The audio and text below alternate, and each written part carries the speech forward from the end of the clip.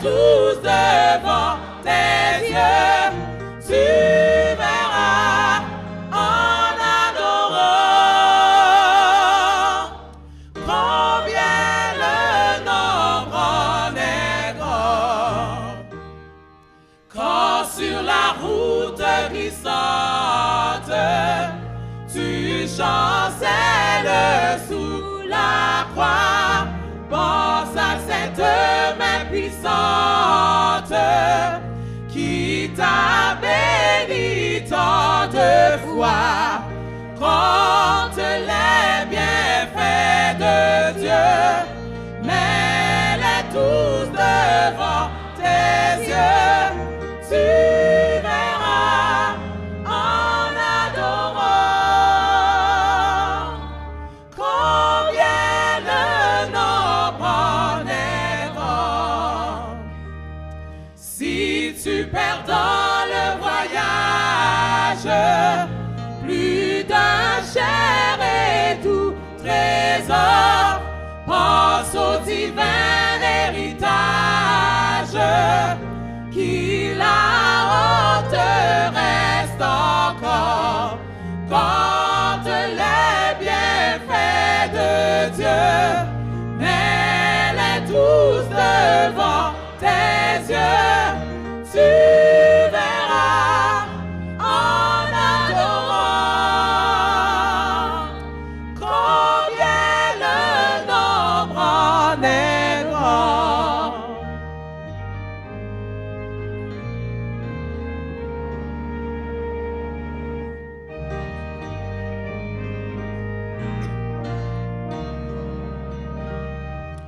Bénis ton béni sans cesse, ce Père qui chaque jour répand sur toi la richesse de son merveilleux amour.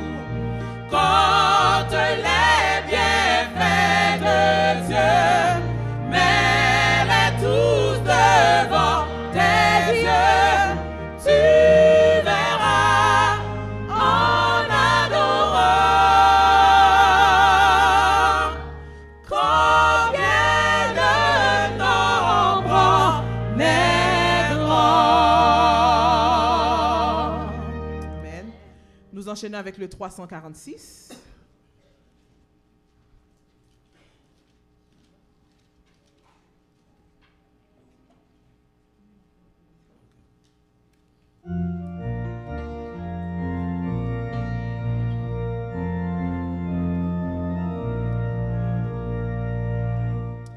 À de nouveaux combats, Jésus, tu nous appelles et nous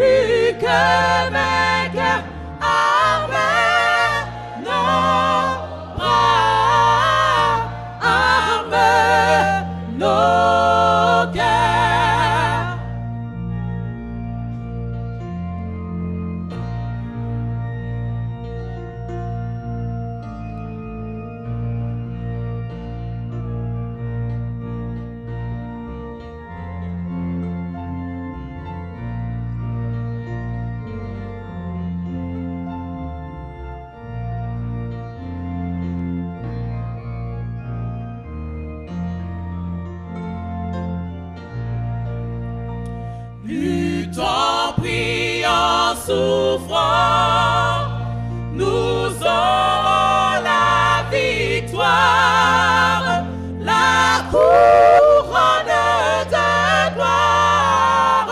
Un jour ceindra nos fronts, luttant, priant, souffrant, bientôt nous régnerons. Arme nos bras, arme nos cœurs, et nous serons plus que vainqueurs, et nous serons plus que vainqueurs. Arme nos bras, arme nos cœurs.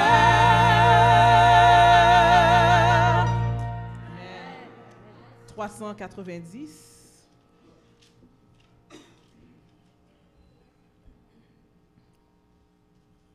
Au ciel est la maison du Père.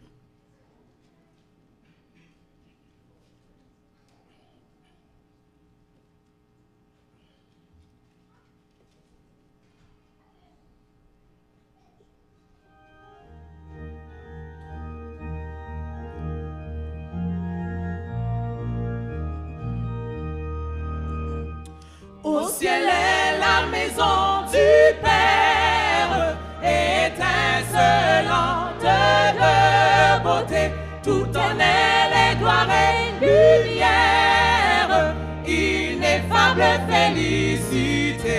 Vers le ciel, Vers le ciel, vers le ciel, nous marchons vers le ciel. c'est au ciel, C'est au ciel, c'est au ciel, qu'est notre héritage éternel.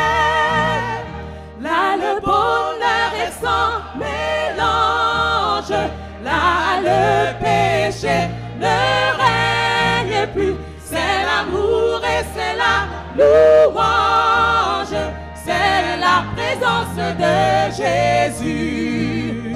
Vers le ciel, nous marchons vers le ciel. c'est au ciel, C'est au ciel, c'est au ciel, qu'est notre héritage éternel. Dans nos fatigues sur la terre, dans nos combats et nos douleurs, c'est toi, douce maison du Père, qui cherche nos yeux et nos cœurs. Vers le ciel, nous marchons vers le ciel. C'est au ciel, qu'est notre héritage éternel.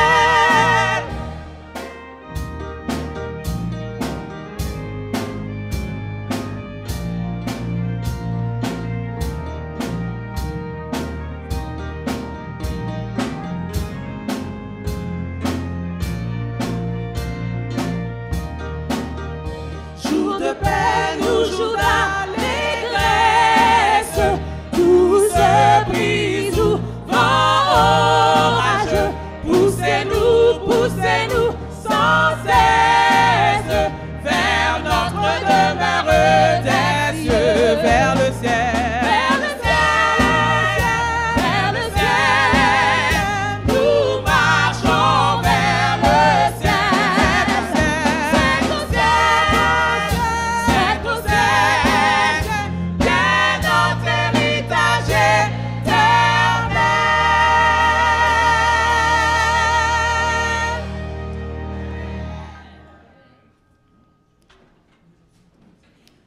Nous invitons les enfants à venir en avant et la sœur Fabia va venir vous raconter une histoire. Nous demandons aux enfants de venir en avant.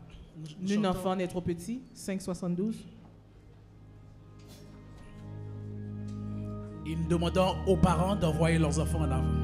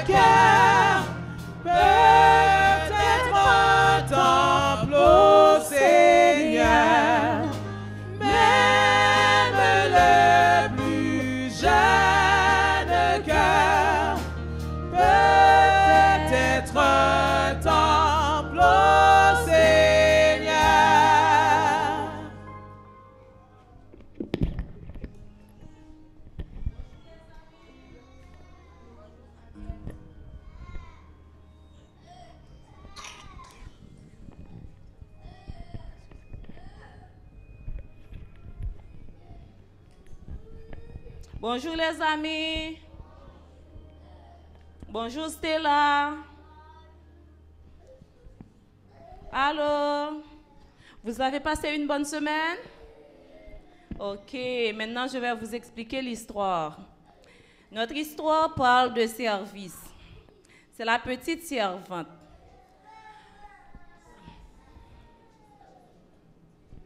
Après l'histoire, je vais poser des questions pour voir et je vais donner des cadeaux. D'accord, Stella? D'accord, Angela? Ok. Naaman, capitaine de l'armée du roi de Syrie, vainc Israël et capture une petite fille qu'il destine à être la servante personnelle de son épouse. Cette petite servante a développé un bon caractère et de bonnes manières grâce à l'éducation de ses parents. Bien que loin de son foyer et de sa famille, elle se montre fidèle dans ses nouvelles fonctions. Par son dévouement, ses ravisseurs découvrent son amour pour Dieu. Au cours de l'histoire, je vais vous demander de temps en temps à quel endroit la petite servante servait le Seigneur. Alors, vous allez me répondre si c'est dans la cuisine, dans la chambre ou quelque part dans la maison. OK? Ça va? OK. La petite fille regarda dans la cuisine. Elle était bien différente de la cuisine de sa maison. Elle était plus grande et il y avait plus de bols et de paniers. Cette petite fille cuisinait très bien. Elle avait souvent aidé sa maman à faire du pain. Où était-elle? Bravo. Alors la petite fille jeta un coup d'œil dans la salle à manger. Elle était aussi un peu différente. Dans cette salle à manger, il y avait une très grande table, beaucoup plus grande que celle de chez ses parents. Se trouvait de la joie sur une... Elle aperçut un balai. Sur une autre petite table se trouvait de la jolie vaisselle. La petite fille savait bien passer le balai, tout particulièrement dans les coins difficiles à atteindre. Et elle dressait merveilleusement bien la table. C'était sa maman qui lui avait appris tout ça. Où servait-elle Dieu? Où? Oui, dans la maison, mais c'est quelle pièce dans la maison? Non. Dans où, Théo?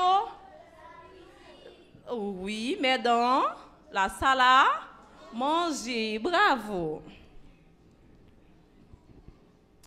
La femme de Naaman demanda à la petite servante de faire le lit, puis de balayer sa chambre et d'épousseter les meubles.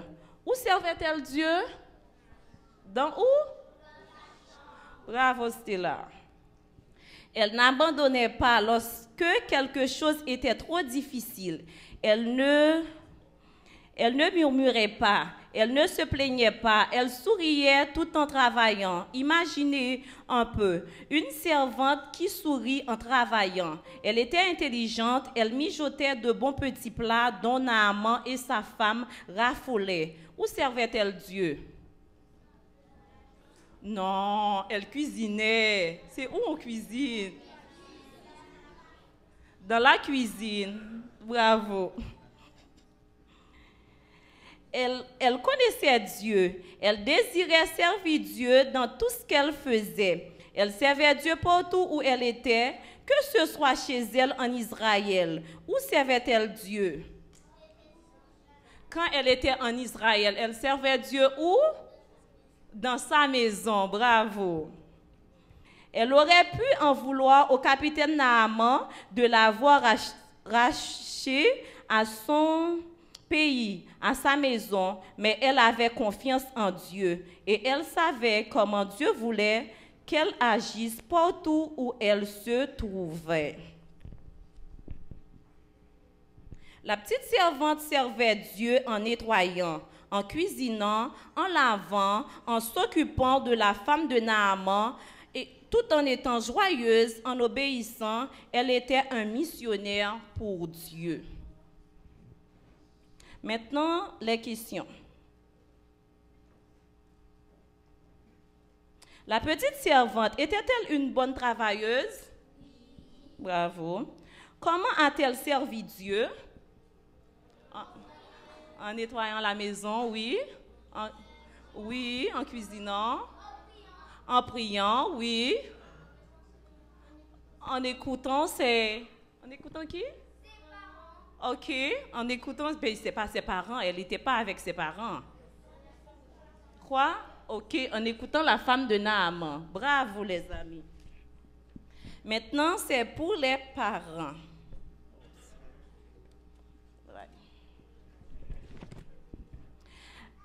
La conduite de la jeune captive dans ce foyer idolâtre est la démonstration frappante de l'influence profonde qu'exerce l'éducation familiale sur un enfant. Il n'est pas de tâche plus noble confiée aux parents que celle de veiller sur la formation de leurs petits. Il édifie ainsi la base même des habitudes et du caractère. Ce sont eux qui, par leur exemple et leur enseignement, décident en grande partie de leur avenir. Maintenant, c'est tout pour la leçon, pour notre histoire alors. Merci, merci.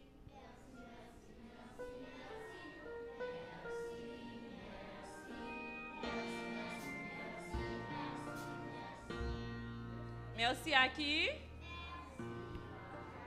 Merci à qui? OK, on aura tous les cadeaux samedi prochain, les amis. Merci, à vos places. C'est samedi prochain. Doucement, doucement, on fait doucement. Que l'enfant n'est trop petit pour la route étroite.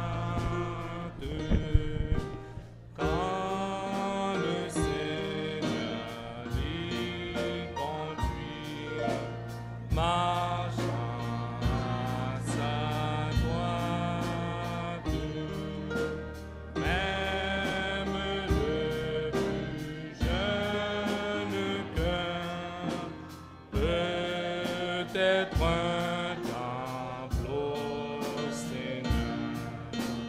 Même le plus jeune cœur peut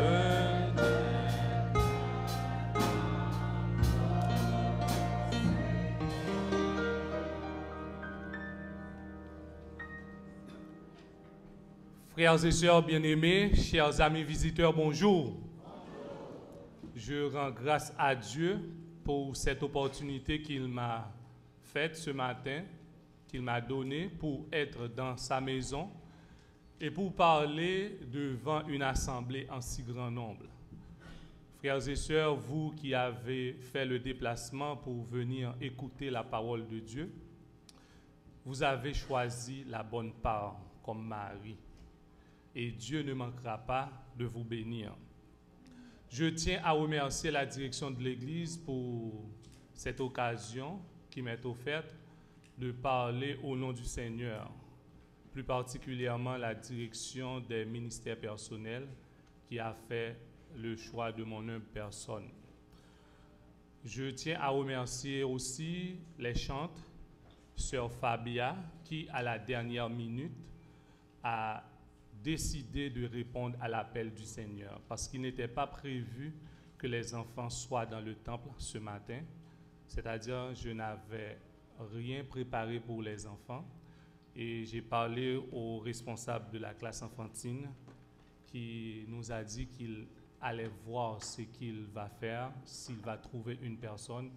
Et Sœur Fabia, volontiers, a présenté une histoire aux enfants du Seigneur, que Dieu en tient compte. Ce matin, j'ai la lourde responsabilité de vous transmettre un message de la part du Seigneur.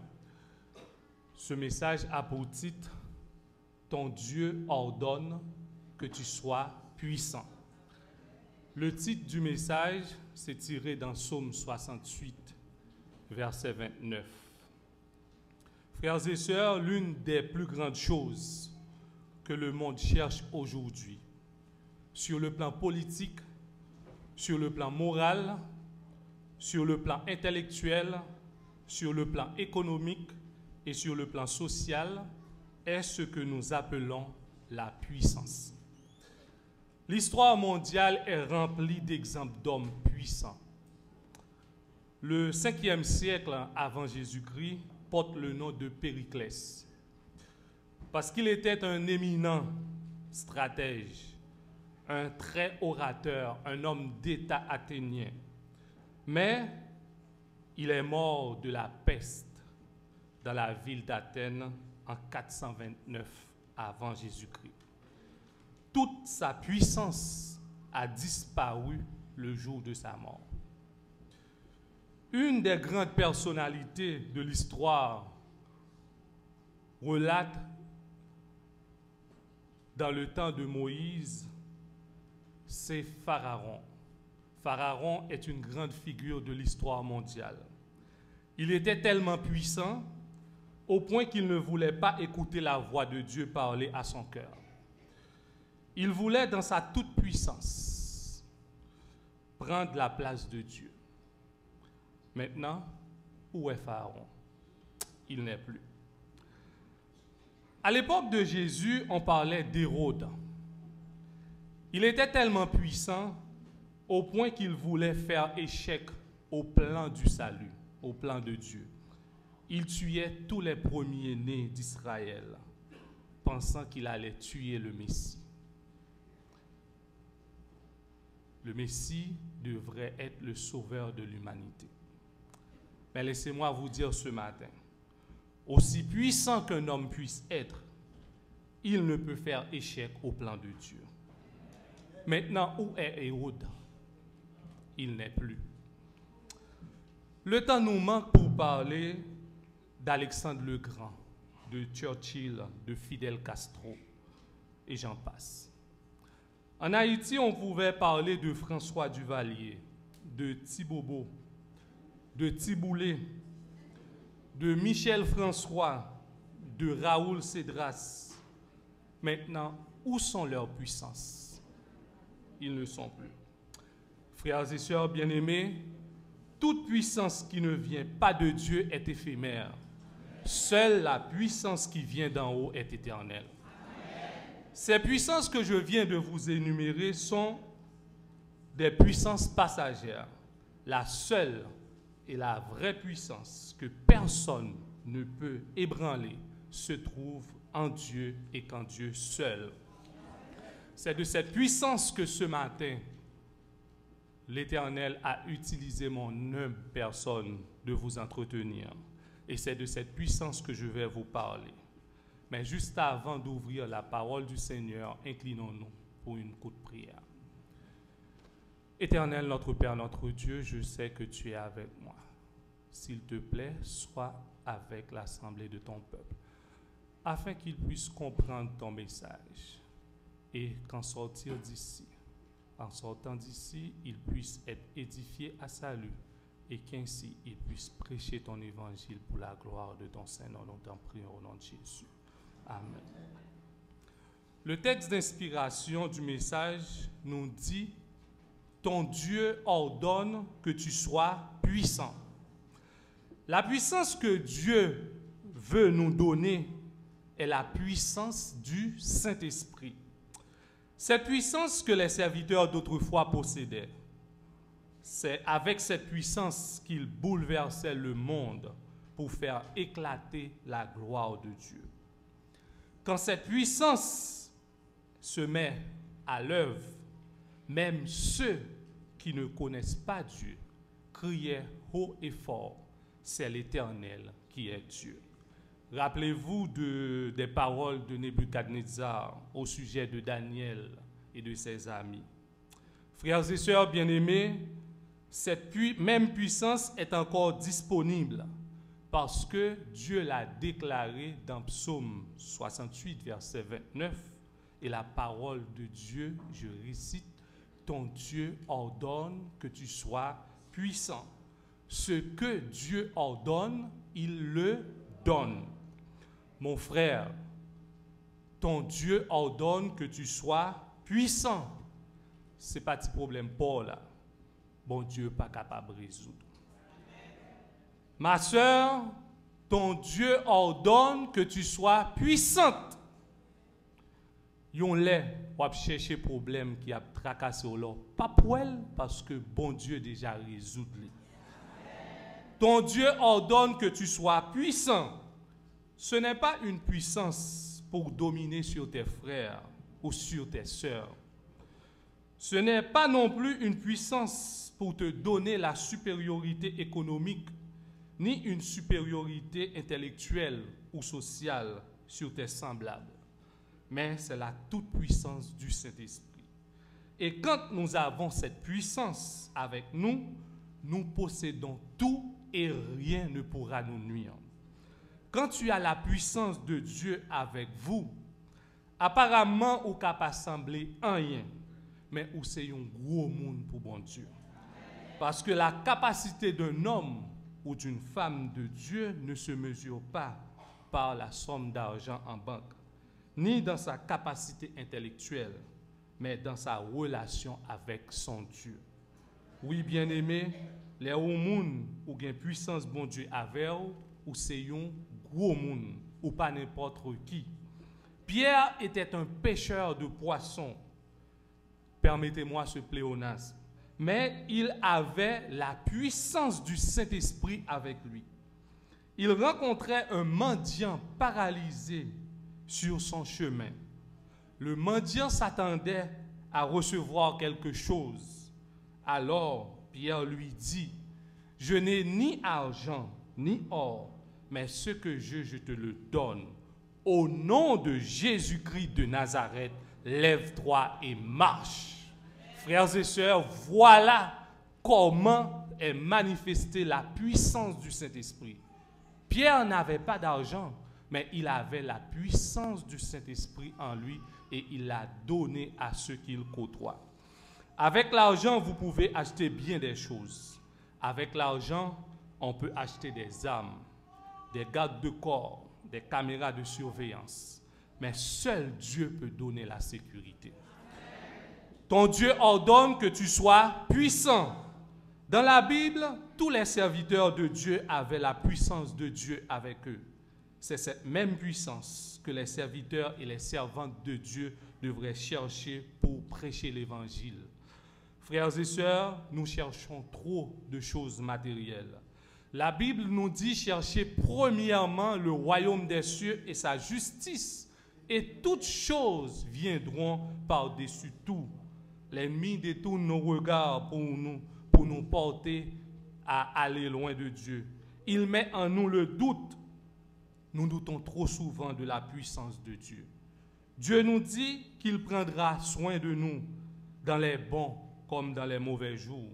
Mais nous nous laissons et partons à la recherche des choses futiles qui nous empêchent de servir notre Dieu adéquatement. Et ces choses deviennent pour nous des idoles.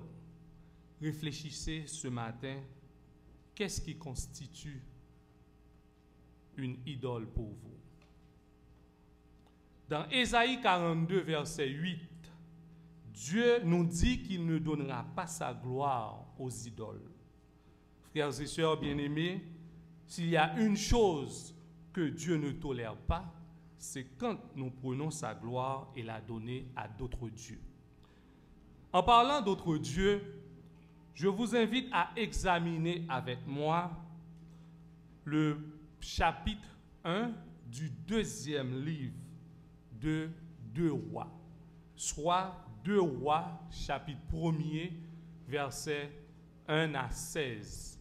Je vous demanderai de laisser votre Bible ouverte ou allumée parce que nous allons passer en revue l'histoire scène par scène. 2 Rois 1er, versets 1 à 16.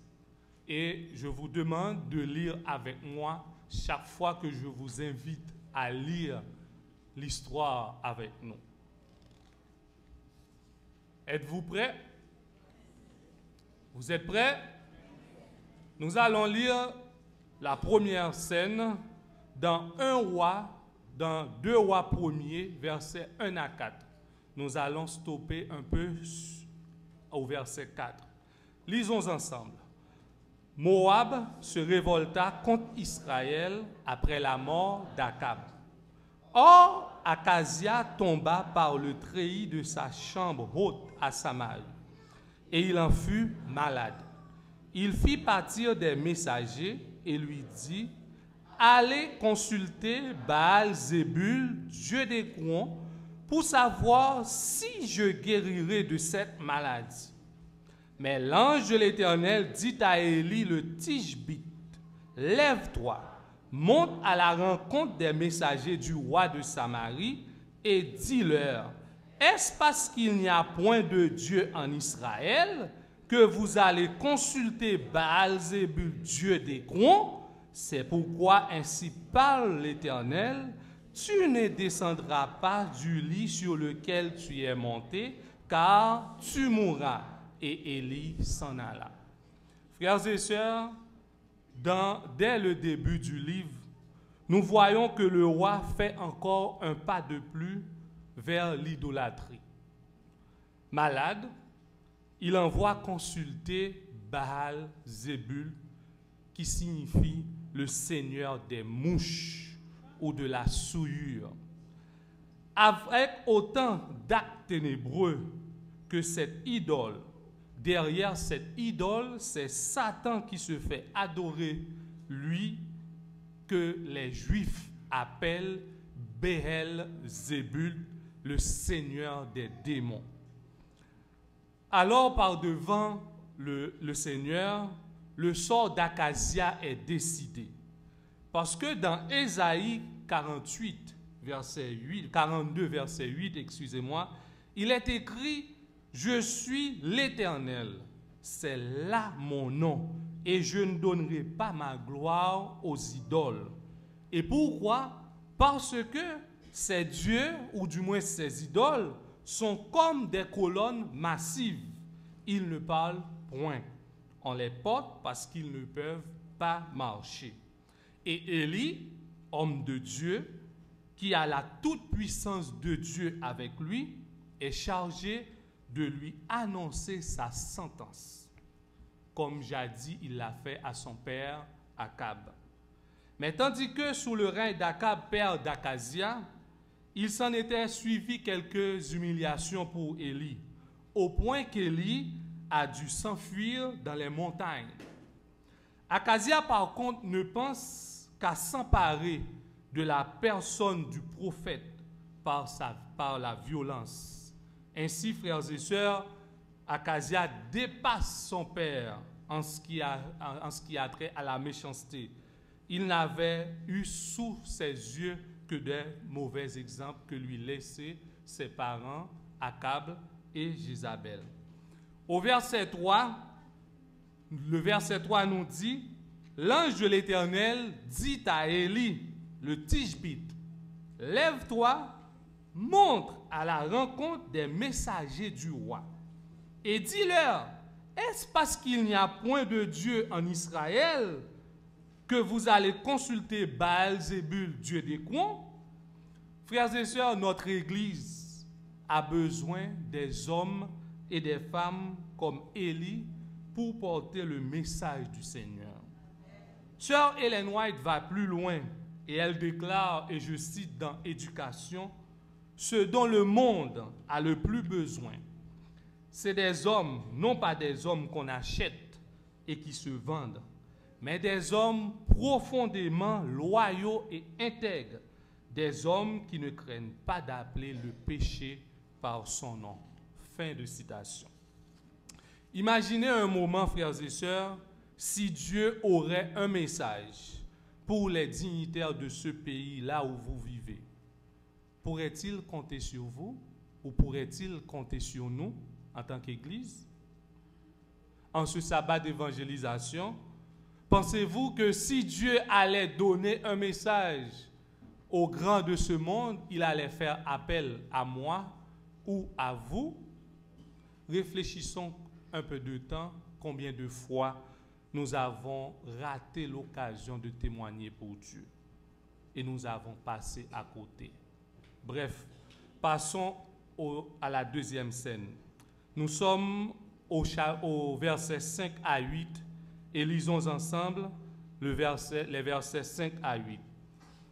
Les messagers retournèrent auprès d'Akazia et il leur dit, « Pourquoi revenez-vous » Et ils lui répondirent, « Un homme est monté à notre rencontre et nous a dit, « Allez, retournez vers le roi qui vous a envoyé et dites-lui, « Ainsi parle l'Éternel, est-ce parce qu'il n'y a point de Dieu en Israël que tu envoies consulter Baal-Zébul, Dieu d'Écron?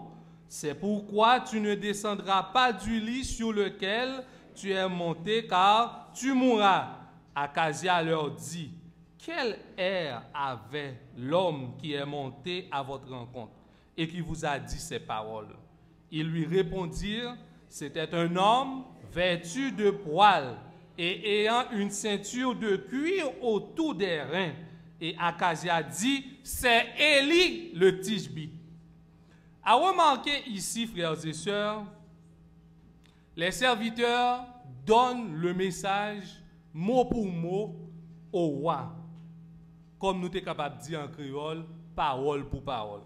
Il dit roi ça que Élie te dit roi fidèlement, parole Élie te dit roi.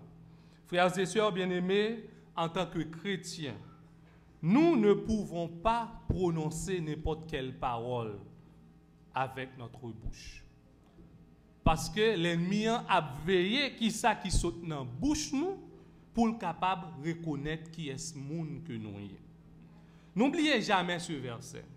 Matthieu 12, verset 37. Par vos paroles, vous serez justifiés et par vos paroles, vous serez condamnés. Le deuxième indice que l'ennemi de nos âmes utilise pour nous identifier est notre habillement, notre façon d'habiller.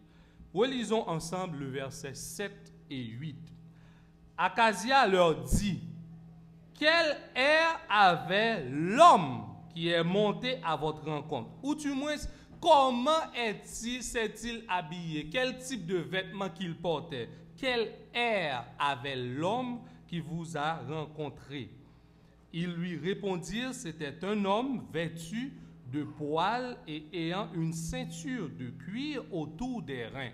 Et immédiatement, Akazia dit, ça pas l'autre monde encore, c'est Élie t'a cherché. Ces jours-ci, frères et sœurs, il est difficile de distinguer les serviteurs et les servantes de Dieu par leurs paroles et leur façon d'habiller. Nous habiller n'importe comment. Nous parler tout ça qui saute dans la bouche nous, tandis que nous pas manger toute bagaille. Élie te gen deux bagailles qui permettent que vous capable d'identifier. Premièrement, c'était parole qui saute dans la bouche. Parole Élia te dit ainsi parle l'Éternel. C'est pas ainsi parle Élie, mais c'était ainsi parle l'Éternel. Premièrement, ennemi joigne un premier indice parce que n'importe qui monde pas capable dit ainsi parle l'Éternel. Faut qu'on ait un accord avec l'Éternel pour dire ainsi parle l'Éternel. Deuxième chose, c'est comment tu es habillé. Élie, en tant que prophète, il a une façon que tu dois comporter, il a une façon que tu dois habiller en tant que berger et en tant que porte-parole du Seigneur. Et immédiatement, Akazia a posé la bonne question et il a reçu la bonne réponse. Qui est-ce qui doit bagaille là et comment l'habiller? Lorsqu'on propose ton message, bah, les gens qui dehors, premier bagaille la regarde figure. La regarde figure. La regarde comment habiller. Qui tout d'accord, qui tout pas d'accord. La regarde comment habiller. Soit habillé bien, il est capable d'accord pour le premier message là. Mais soit habillé mal ou vient n'importe comment, la connaît n'importe qui monde, qui a porté n'importe qui message bali, il a même fait n'importe qui, il pas venir devant porte. Ça c'est l'apparence, c'est humain, frères et sœurs. Qui tout d'accord, qui tout pas d'accord, façon qu'on comporte devant l'autre monde, il dit en pile bagaille de haut. Deuxième chose, est-ce que parole ou est fondée sur il est écrit, c'est-à-dire ainsi parle l'Éternel. Nous sommes à la scène 3, versets 9 et 10. Lisons ensemble. Il envoya vers lui un chef de 50 avec ses 50 hommes.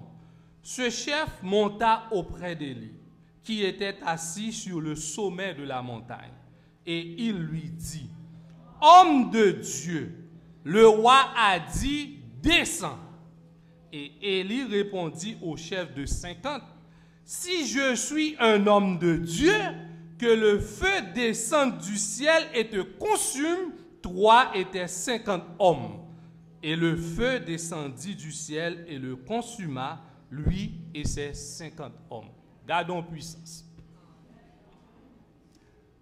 Gardons puissance. Élie fait du faisceau dans le ciel là pour bouler moun. Comme nous ne comprenons pas trop le contexte là, Élie était dans caché parce que Akab te voulait tuer Élie. Akab mourit, petit Akab remplacé.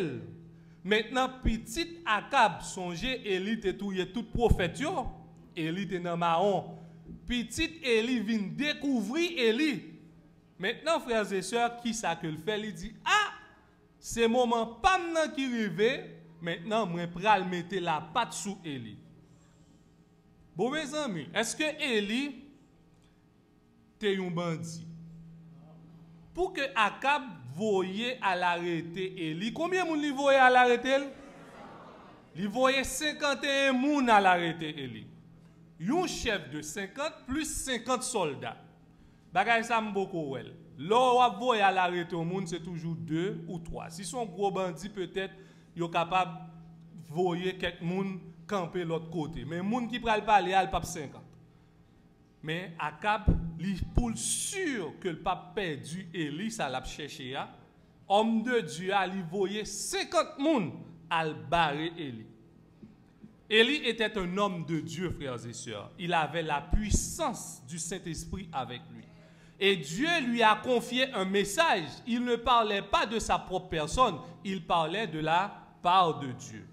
Ton Dieu ordonne que tu sois puissant.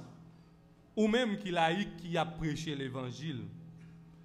Même l'on t'a oublié toute bagaille. Texte ça pas oublié. Luc 10, verset 19. Et je lis pour vous. Voici, je vous ai donné le pouvoir de marcher sur les serpents et les scorpions, sur toute la puissance de l'ennemi, et rien ne pourra vous nuire. Le bon Dieu voyez ou à prêcher l'évangile là, l'iguentant armé ou déjà. Ou pas besoin qu'on ça qui va le passer. Ou pas besoin qu'on ait est-ce que vous pral tuer. Élie est dans caché, l'Éternel fait appel à lui. L'Éternel capable de faire appel à n'importe qui monde qui l'a. Élie confie au n'importe qui message dans le dernier temps. Frères et sœurs bien-aimés, ici nous voyons dans le texte un symbole du jugement des méchants. Dieu avait dit à Noé que la terre ne sera pas détruite par l'eau ou par le feu.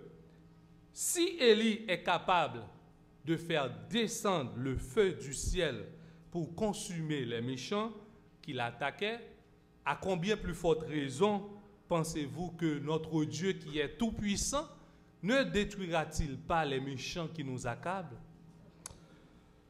L'apôtre Pierre faisait référence à la révélation de Dieu faite à Noé, nous dit dans 2 Pierre 3, verset 7. Tandis que par la même parole, les cieux et la terre d'à présent sont gardés et réservés pour le feu, pour le jour du jugement et de la ruine des hommes impies. Un jour, les méchants seront anéantis pour jamais. Et dans Psaume 92, verset 7, nous dit, si les méchants croissent comme l'herbe, si tous ceux qui font le mal fleurissent, c'est pour être anéantis à jamais. Nous voyons que la première tentative d'arrestation d'Élie a échoué parce que l'ennemi a attaqué un serviteur de l'Éternel. Les gens attaqué serviteur de l'Éternel, c'est un coup, c'était l'Éternel même qu'on attaqué. Parce que bon Dieu dit nous c'est lui considérer serviteur Lio comme la prunelle de ses yeux. Ça veut dire que l'on attaque un serviteur de l'Éternel, c'est comme si tu prends droit tout ou voulez fourrer le nanger bon Dieu. Et l'on voulait fourrer droit tout nanger bon Dieu pas camper garder. C'est même bagaille là qui t'est passé pour Akazia. Frères et sœurs, pour dire nous connaît combien de monde qui attaque nous déjà qui mourent. Nous pas qu'à compter.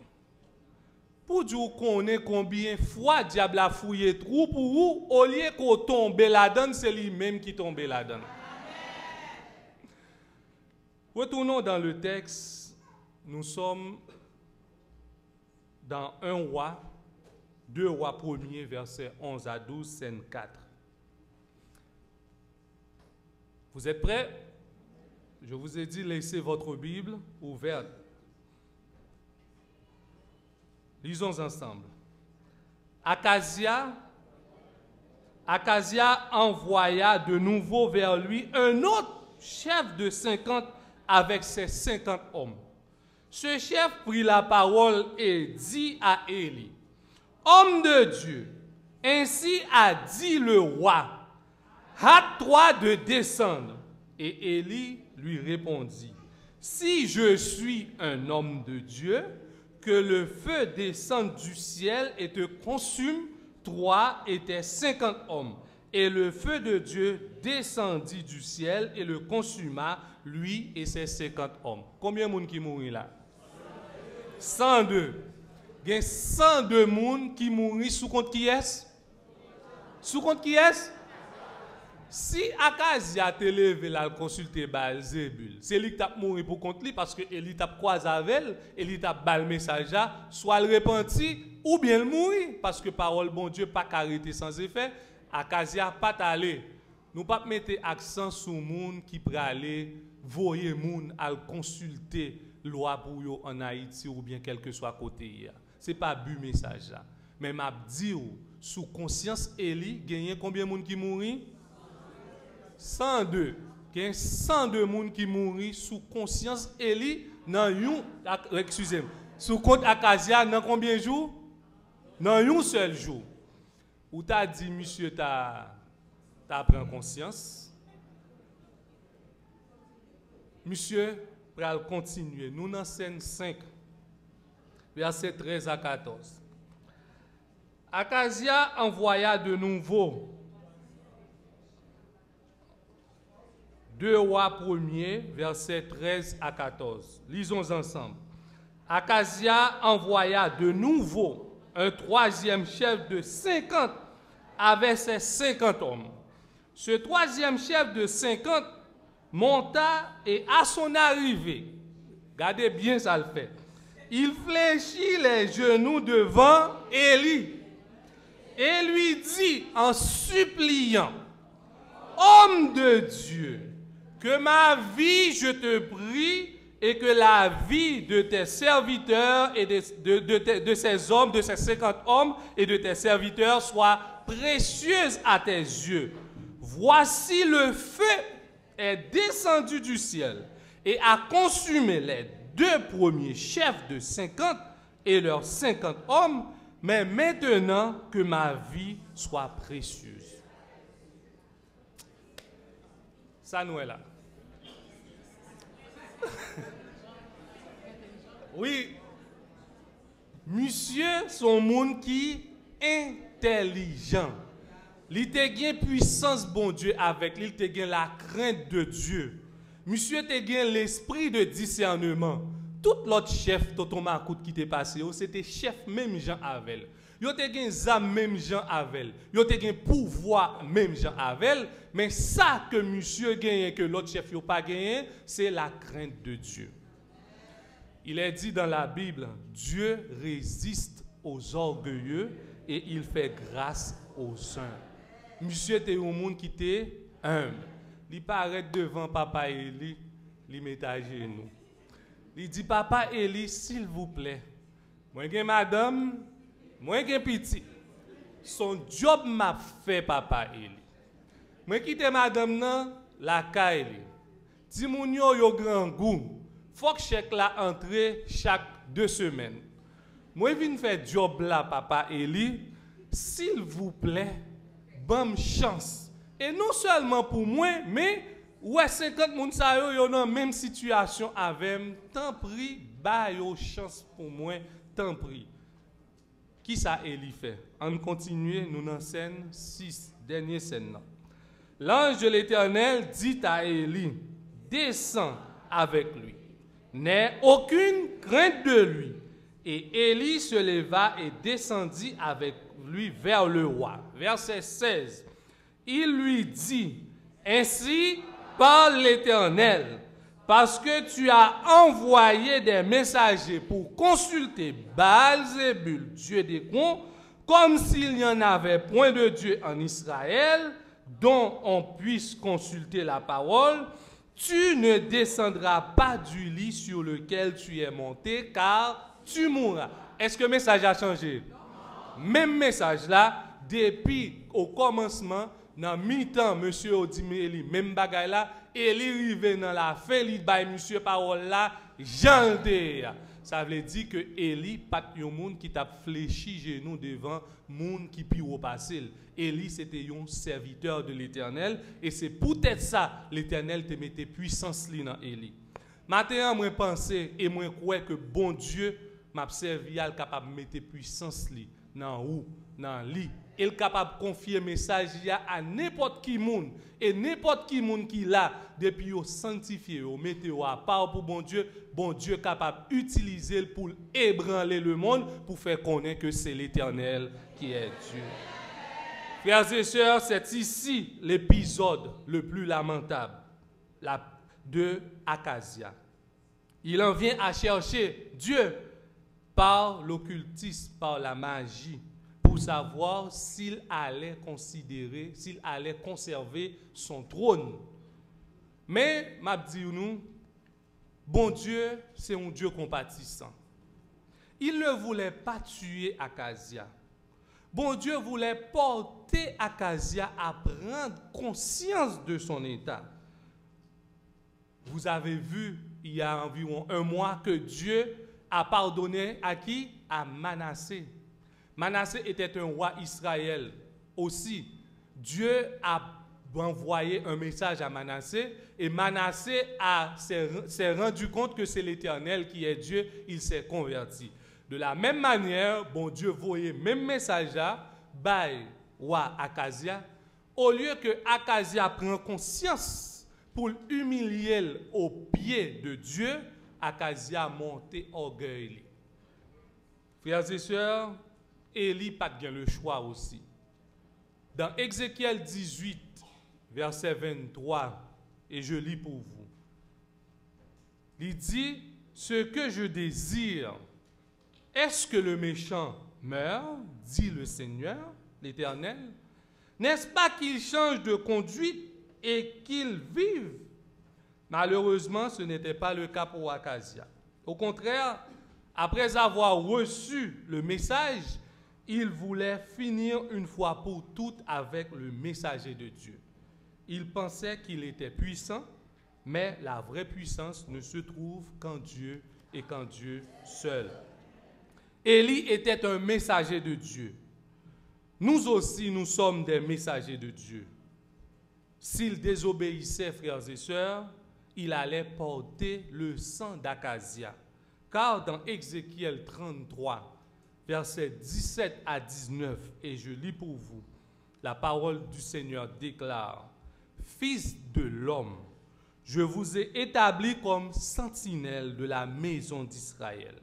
Tu dois écouter la parole qui sortira de ma bouche, et tu les avertiras de ma part. Quand je dis aux méchants, tu mourras, si tu ne l'avertis pas, si tu ne parles pas pour détourner le méchant de sa mauvaise voie et pour lui sauver la vie, ce méchant mourra dans son iniquité et je te redemanderai son sang. Verset 19. Mais si tu avertis le méchant et qu'il ne s'en détournera pas de sa méchanceté et de sa mauvaise voie Il mourra dans son iniquité et toi, tu sauveras ton âme. Élie, pas de choix. Les bons Dieu confié Élie message là, Élie pas de vle porter sans Akazia, l'idéal bay Akazia parole là, Jean lié. Bien-aimés, nous avons besoin de la puissance du Saint-Esprit pour prêcher l'évangile en cette fin de temps. Certains d'entre nous seront appelés devant les puissants de ce monde pour témoigner pour Dieu. Sans la puissance du Saint-Esprit en nous, nous ne sommes rien. Mais avec la puissance de Dieu en nous, nous serons plus que vainqueurs. Quand nous avons la puissance de Dieu avec nous, que 1000 tombent à notre côté et 10 000 à notre droite, nous ne serons pas atteints. Aujourd'hui, nous sommes les messagers de Dieu. Dieu nous dit, voici, je vous ai donné le pouvoir de marcher sur les serpents et les scorpions et sur toute la puissance de l'ennemi et rien ne pourra vous nuire. Mais pour avoir cette puissance, frères et sœurs, nous devons rester au pied de la croix. N'oubliez pas, la puissance de Dieu ne s'obtient qu'à genoux. Que Dieu vous soit en aide.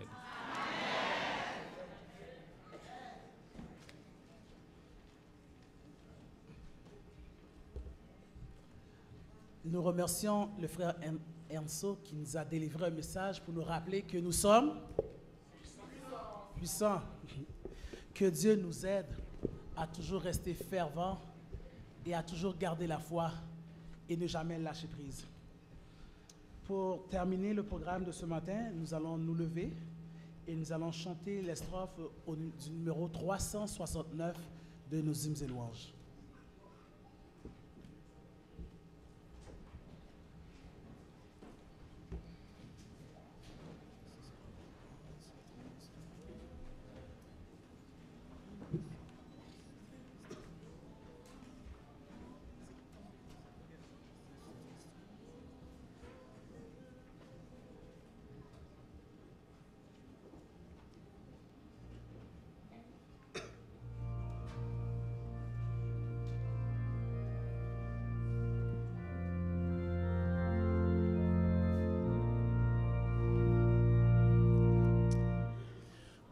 Ce triste monde, aucune puissance ne peut m'apporter le bonheur, mais de mon Sauveur, la sainte présence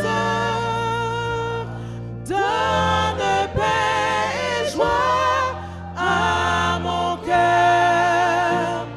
Mais de mon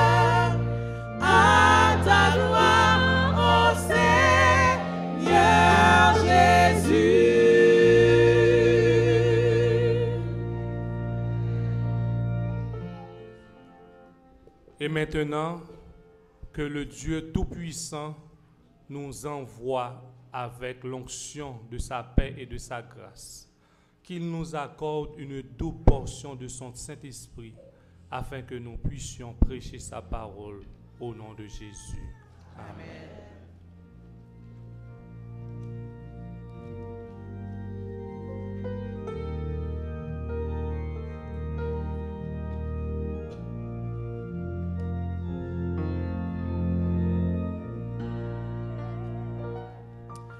Que la paix de Dieu reste dans nos cœurs. Que la paix de Dieu reste dans nos cœurs. Que sa force nous anime dans la joie.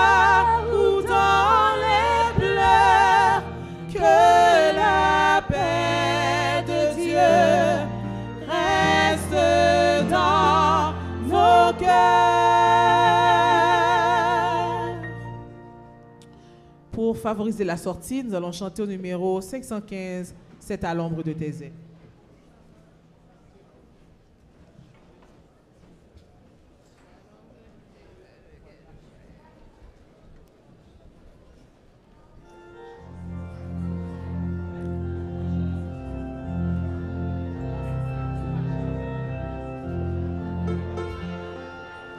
C'est à l'ombre de tes ailes qu'est le vrai repos, la pluie de douleur cruelle, la pluie d'angoisse mortelle, la pluie d'écrasant fardeau. C'est le vrai repos, la pluie d'écrasant fardeau. C'est le vrai repos,